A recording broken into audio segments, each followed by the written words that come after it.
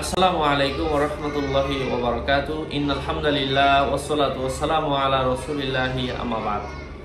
সম্মানিত দর্শক শ্রোতা, প্রিয় ভাই ও বন্ধুরা, আজকের এই ভিডিওতে আলোচনা করব যে দোয়াটা সকালবেলা 7 বার, সন্ধ্যাবেলা 7 বার কোনো ব্যক্তি যদি পড়ে, আল্লাহ পাক তার ঋণ পরিশোধের ব্যবস্থা করে দেন।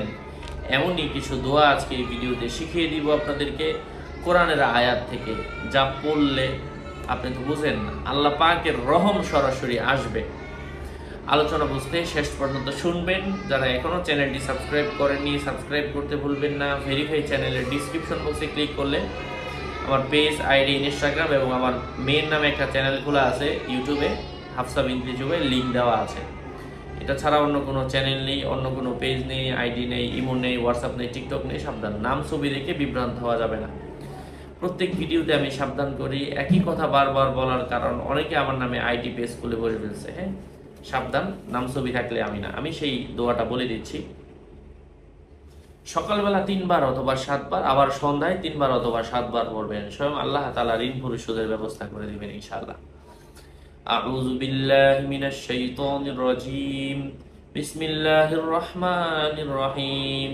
কুলিল্লাহুম্মা মালিকাল মুলকি তু'তিল মুলকা মান তাশা'উ ওয়া তানজি'ুল মুলকা মিম্মান তাশা'উ ওয়া তু'ইজ্জু মান তাশা'উ ওয়া তুযিল্লু মান তাশা'উ বিয়াদিকাল খাইর ইন্নাকা আলা কুল্লি শাইইন কাদির।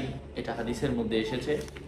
আল্লাহ রাসূল সাল্লাল্লাহু আলাইহি ওয়াসাল্লাম নিজেও করেছেন। হ্যাঁ, এই আমলগুলা করবেন। তাছাড়া আমি আরেকটা আমলের পরামর্শ দিয়েছি। জুমার দিন সূর্য যখন উপরে উঠে পড়ে, সকালবেলা আর কি 9টা-10টার দিকে 4 রাকাত নামাজ পড়বেন, যে কোনো সূরা দিয়ে।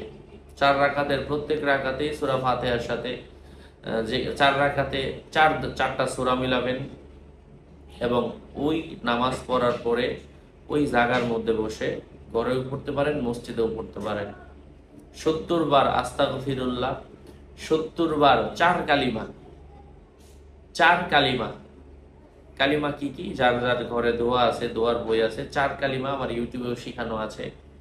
4 কালিমা, 4টা কালিমা 70 বার করে পড়বেন। প্রথমটা 70 বার, দ্বিতীয়টা 70, তৃতীয়টা 70, 4 নম্বরটা 70। তারপরে আল্লাহর কাছে দোয়া করবেন, রোজাজারি করবেন। ইনশাআল্লাহ কঠিন ঋণ হলেও আল্লাহ পাক দূর করার ব্যবস্থা করে দিবেন ইনশাআল্লাহ। আরো আপডেট পেতে সাথেই থাকবেন। আপনাদের মঙ্গল এবং দীর্ঘায়ু কামনা করে এখানেই শেষ করছি। দেখা হবে অন্য কোনো এপিসোডে। ওয়াসসালামু আলাইকুম ওয়া রাহমাতুল্লাহি ওয়া বারাকাতুহু।